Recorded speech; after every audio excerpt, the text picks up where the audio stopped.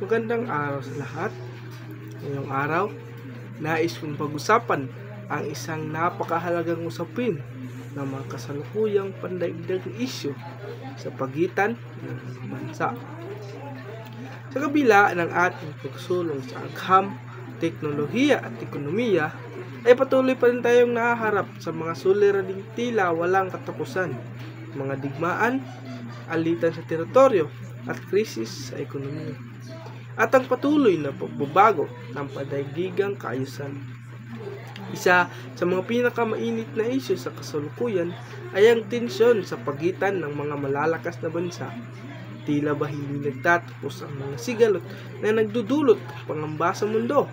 Halimbawa na lamang dyan ay ang alitan sa pagitan ng Russia at Ukraine ay nagdulot ng matinding epekto hindi lamang sa dalawang bansang ito kundi sa buong mundo.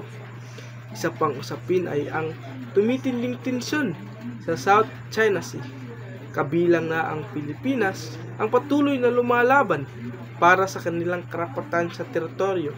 Ngunit sa harap ng isang mas makapangyarihang bansa, paano natin mapapanindigan ang ating soberanya? Dapat bang manaig ang lakas ng isang bansa o ang patas at makatarungang pagresolba ng mga sigalot?